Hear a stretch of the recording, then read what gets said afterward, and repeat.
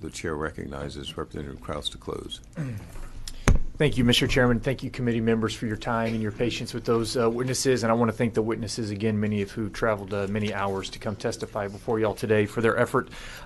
Representative Theory, I thought you had an interesting point where we talked about the 60s and 70s when these no-fault divorce bills were coming into place, and one of the leading groups was the National Organization for Women because of what they thought it was going to do. Did you know that just a couple decades after that, Betty Friedan, the president of the National Organization of Women, came out and she said no-fault divorce was a mistake. It had a lot of unintended consequences than we thought. And even Ronald Reagan, who instituted the first no-fault divorce in California, years later told his son Michael, he said, you know what, one of the biggest regrets of my public life was signing that no-fault divorce bill.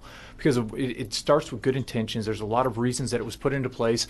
It was meant to make the system less acrimonious, less hostile, but we've seen a lot more negative consequences come from it than positive consequences. So I think this goes a long way into addressing the due process concerns with the process. It's much more narrow than even the bill that passed out of committee last time. Last time it just got rid of every no-fault divorce at all. This one is much more narrowly tailored and focused. I think it can go a long way into reinforcing that marriage is a institution that we should venerate and hold dear, and it can be beneficial not only for the participants but also the children of those who are involved in these proceedings. And I thank you again for your time. Thank you, Representative Krause. It's the chair's intent to withdraw the substitute for House Bill 93 and leave the chair's intent to leave House Bill 93 pending before the full committee without objection.